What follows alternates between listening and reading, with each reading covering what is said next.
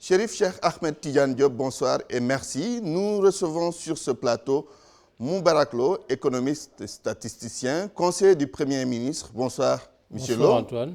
Nous allons beaucoup parler d'économie aujourd'hui, déjà avec la compagnie Air Sénégal SA, le capital qui sera ouvert à la rame. Bonne ou mauvaise idée?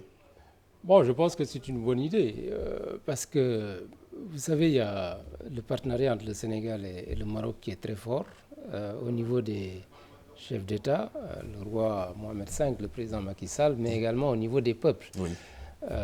Et aujourd'hui également, il y a une dynamique pour développer le partenariat au niveau des entreprises. C'est vrai, la RAM a déjà été dans le capital de Sénégal Airlines, mais nous pouvons apprendre de cette expérience et je veux dire, dans le futur, il est clair que tout ce qui n'a pas fonctionné dans le cadre de ce premier partenariat sera corrigé dans le futur. Et donc, ça a été quand même une mauvaise expérience. Est-ce qu'on ne risque pas de commettre les mêmes erreurs? Bon, vous savez, il faut relativiser. Au départ, il est arrivé un moment où Air Sénégal était cité comme un des fleurons de l'aéronautique en Afrique. Oui. Et donc, ça a duré quelques temps. Ça a seulement. duré quand même quelques années. Oui. Et ensuite, ça n'a pas marché par la suite. Il faut tirer les leçons de cet épisode vers la fin qui n'a pas fonctionné. Je n'ai pas tous les éléments du dossier pour pouvoir me prononcer, mais il est clair que la RAM fonctionne au niveau mondial. C'est l'une des principales compagnies au niveau africain. Donc on peut penser que si la RAM fonctionne au Maroc et dans le monde, elle doit pouvoir faire fonctionner Air Sénégal en partenariat, parce qu'il faudra un partenariat stratégique très fort à côté de l'État du Sénégal pour pouvoir avancer. Et pour tout ce que vous venez de dire, quel avenir maintenant pour la future compagnie? Bon, vous savez, on est Vous en train voyez de... un bel avenir? Oui, on est en train de faire un aéroport, peut-être l'un des meilleurs aéroports de la sous-région. En Afrique de l'Ouest, vous ne pouvez pas avoir un aéroport de dimension mondiale sans avoir une compagnie nationale qui puisse desservir cette Pas nationale cet seulement, aéroport. mais nationale forte également. Oui, c'est ce que je veux dire. Il faut une compagnie nationale forte qui puisse utiliser cet aéroport comme hub, parce que c'est ça qui permet aussi de faire fonctionner l'aéroport. Ensuite, d'attirer des grandes compagnies et de les pousser à faire de Dakar leur hub, c'est-à-dire leur centre pour pouvoir desservir la sous-région.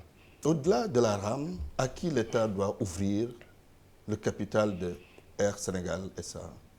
Bon, je pense qu'il faut y aller petit à petit. Aujourd'hui, la vocation de l'État, de manière générale, dans le domaine de l'entrepreneuriat, c'est de faire ce qu'on appelle le portage. C'est-à-dire la vocation de l'État n'est pas ad vitam aeternam, Oui. d'être dans le capital des entreprises publiques. L'État maintenant peut considérer une initiative privée stratégique ou une activité stratégique et investir dans ce secteur pour pouvoir démarrer. Mais dans le futur, rien n'empêche que l'État puisse inviter des privés nationaux ou des entreprises nationales pour pouvoir participer dans le capital. Moubarak Lo, vous êtes conseiller du Premier ministre Mohamed Abdallah Dionne. Vous êtes en train de dérouler le PUDC. Où en êtes-vous avec ce programme en termes de réalisation? Bon, je pense que le PUDC, c'est un succès.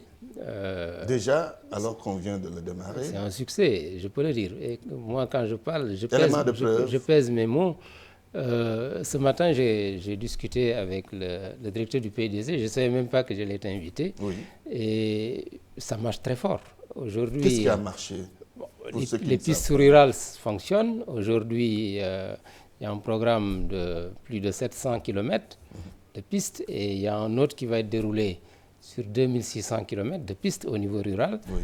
Dans le domaine de l'hydraulique, il y a plus de 260 forages qui sont en construction ou qui ont fini d'être construits. Et dans le domaine de l'électrification rurale, il y a plus de 420 villages qui vont être électrifiés, soit par extension du réseau de la Sénélec ou par électrification solaire. Et donc, ça fonctionne. Maintenant, il faut poursuivre la dynamique et renforcer cette dynamique. Parce qu'aujourd'hui, Dans le 21e siècle, normalement, on devrait pouvoir garantir à tous les villages du Sénégal, il y en a plus de 20 000, l'accès au moins à un point lumineux. Ça, c'est fondamental parce que imaginez un village qui n'a pas d'éclairage dans le 21e siècle, c'est inacceptable. Donc ça, il faut le corriger. Deuxième élément, il faut avoir l'accès à l'eau potable. Troisième élément, il faut avoir l'accès à une route carrossable. Ça peut être une piste, mais il faut que ce soit carrossable en toute saison. Ça, c'est des minimums qu'il faut garantir aux citoyens sénégalais, quel que soit l'endroit où ils se trouvent sur le territoire national. Le PUDC va prendre tout cela en charge. Le PUDC est sur ça. Maintenant, il faudrait, au-delà de ces activités, parce que la quatrième composante, c'est les équipements ruraux pour réduire la pénibilité des travaux domestiques, notamment pour les femmes.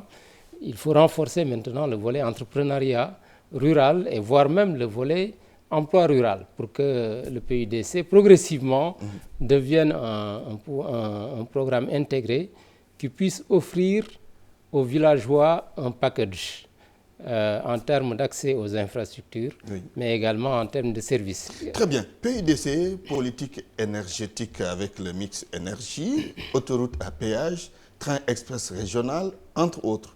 Où va le Sénégal en termes de vision? Bon, le Sénégal, je pense qu'il y a une volonté manifeste du président de la République de développer les infrastructures. Pour ce qui concerne la région de Dakar, c'est clair, les choses avancent très bien. Maintenant, il faut poursuivre cet effort en direction de l'ensemble des régions du pays. Je vous donne par exemple le chemin de fer. On va faire un train express régional qui va faire qu'en 30 minutes, vous pouvez faire l'aéroport de Dakar et le centre-ville de Dakar avec 14 arrêts. Et maintenant, il faudrait que sur l'ensemble du territoire national, qu'on puisse avoir un réseau ferré qui puisse non seulement réduire les coûts de transport des marchandises, parce que c'est avec le train qu'on peut réduire le coût du fret intérieur, mais également ça nous permettra de pérenniser nos routes, parce que quand vous avez le transport avec des camions, ça surcharge les routes. Ensuite, ça augmente aussi les risques pour les automobilistes. Aujourd'hui aussi, tous les pays du monde, vous ne verrez pas un pays émergent qui n'ait pas développé le fer, c'est-à-dire le chemin de fer. Et nous avons la chance d'avoir sur l'axe Thiès jusqu'à Saint-Louis un chemin de fer qui est encore sur place. Sur l'axe Dakar-Tambacounda, nous avons un chemin de fer en passant par Kaolack. Il reste à faire la boucle Tambacounda-Ziguinchor. Ensuite, de faire la boucle Saint-Louis jusqu'à Tambacounda en passant par le fleuve, Matam et tout ça. Ça permettrait de mailler le territoire national avec un réseau ferroviaire moderne et qui puisse transporter à la fois les citoyens, mais également les biens. En conclusion, le Sénégal sera émergent sous peu, dans quelques années. Bon, vous savez, moi je fais des recherches sur l'émergence, donc tout ce que je dis peut m'être demandé demain, parce que je fais des recherches, j'ai construit un indice d'émergence. La dynamique est bonne, mais nous avons encore du chemin à faire pour atteindre l'émergence. Très bien. La Sonacos SA, la société a été relancée par l'État du Sénégal. Nous sommes à quelques semaines, j'allais dire à quelques jours, du démarrage de la campagne de commercialisation arachidière. Mais ça ne bouge pas trop. Quel est le problème? Bon, d'abord, il faudra attendre. Aujourd'hui, l'État a fait des efforts pour trouver le financement parce qu'il faut que la Sonacos puisse se présenter sur le marché avec du cash pour pouvoir acheter, parce qu'il y a une concurrence rude des revendeurs qui essayent d'exporter vers la Chine notamment. Donc, il faut que la Sonacos ait une capacité d'achat. Le deuxième élément, il faut que également la Sonacos développe la trituration de l'arachide sur place, parce que ça c'est un modèle qui peut être poursuivi dans le futur, parce que ça a été créé d'abord pour ça. Ça n'a pas été créé pour importer de l'huile, ensuite raffiner ça sur place et vendre sur le marché intérieur. La Sonacos, sa vocation première, c'est de prendre l'arachide national, de traiter l'arachide au Sénégal, de servir le marché intérieur et le surplus de l'exporter. C'est ça le modèle qui a été à la base de la création de la Sonacos. Mais là, ça ne bouge pas encore. Bon, vous savez... Ça devient un peu inquiétant, non? Non, moi je pense qu'il n'y a pas péril en la demeure. Il faut attendre l'ouverture de la campagne. Ensuite, permettre à la Sonacos aussi de pouvoir acheter, parce que l'État va fixer un prix aux producteurs. Il ne faut pas aussi que toute l'arachide aille à l'étranger. Je pense qu'il faut satisfaire toutes les usines.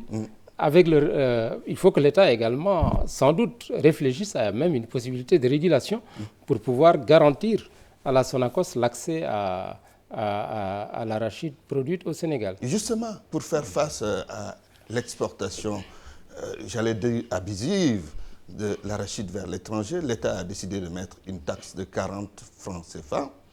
Ceux qui sont exportateurs ne sont pas très d'accord avec l'État par rapport au montant fixé, mais aussi à l'absence de concertation. Bon, vous savez, l'État, son rôle, c'est de défendre l'intérêt national.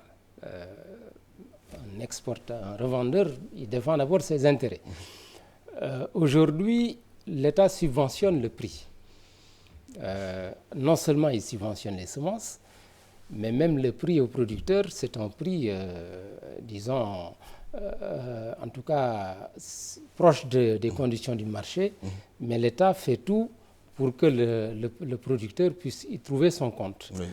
Maintenant, avec tous ces efforts en amont et en aval, vous vous retrouvez avec une arachide qui disparaît sur le marché international. C'est vrai que même les devises, ce n'est pas évident que tout ça soit, disons, repatrié au Sénégal. Donc finalement, qu'est-ce que le pays y gagne? Certains vont y gagner, mais est-ce que le pays, en tant que Sénégal, y gagne? Donc je pense que l'État a pris ses responsabilités. Et des concertations, c'était quand même nécessaire avant ça. Bon, l'État fait toujours des concertations, mais après, il faut prendre des décisions. Il faut prendre des décisions, et la décision a été prise de protéger l'industrie nationale, donc de développer d'abord la production intérieure à travers la Sonacos avant de pouvoir exporter l'arachide brut, parce que sinon ce n'est pas la peine d'avoir un outil industriel. On a un outil industriel qui a des usines sur tout le territoire national avec différentes possibilités, parce qu'en dehors de l'huile, vous avez la possibilité de faire du savon, vous pouvez faire de l'aliment de bétail, et que sais-je encore. Donc tout ça, ce sont des atouts, vous avez des emplois derrière, il faut les protéger.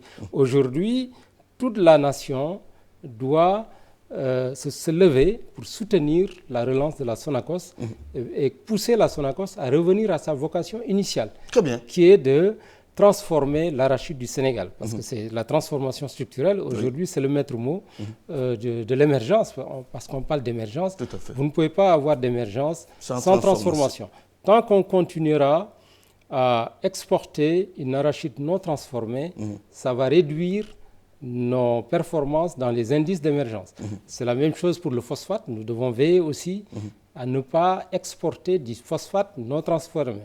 C'est valable également pour la pêche, les produits de la pêche. Nous devons autant que possible les transformer sur place. Le coton également, de manière générale, tous les produits nationaux, il faut les transformer sur place. Très bien. Dernier point de notre entretien, le Magal de Touba. Chaque année, vous faites une étude ou une enquête sur la question.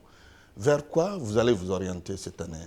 Bon, notre intérêt d'abord pour cette année, c'est d'essayer de connaître le nombre de personnes qui participent au Magal. Vous y êtes déjà? Oui, on a une équipe de 25 enquêteurs qui vont aller demain sur le terrain.